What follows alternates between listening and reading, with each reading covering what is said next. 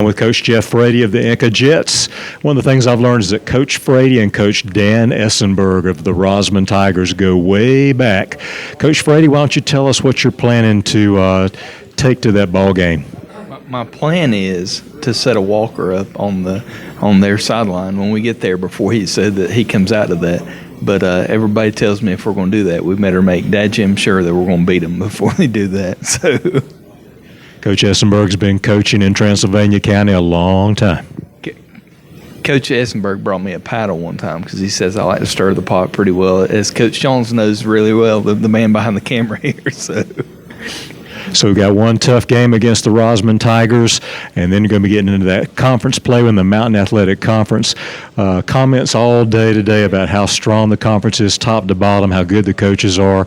Coach Frady, I guess the one thing that I'm hearing is that you might throw that football a little bit more this year. Talk about the offense of the Jets. Well, we're going to implement. We're not going to go nuts with it, but we're going to implement a little more of a screen game and some RPOs.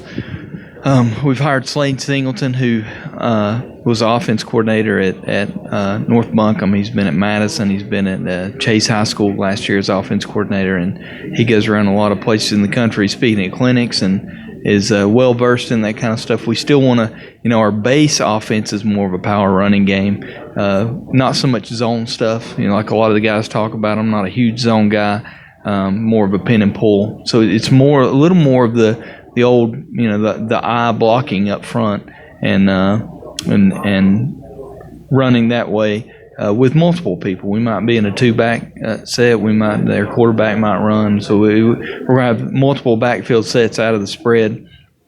And but with that, if people want to load the box up, I think that we can implement some of the RPO packages that Coach Singleton brings to the table and implement those for us this year.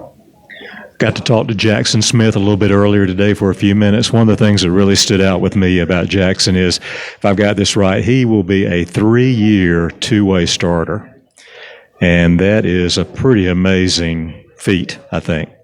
It is for sure. Jackson's a great kid. He's really turned it on the weight room this year and started lifting a little bit better and started committing to the weight room a little bit more. He ran a 4.45 this spring.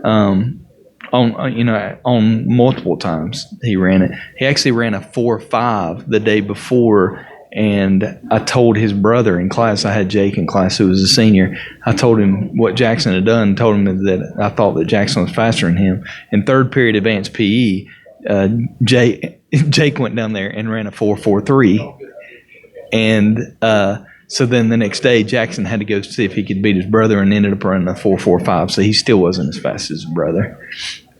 So if the Jets can get a little bit of green grass in front of Jackson Smith, something exciting is going to happen this year. For sure.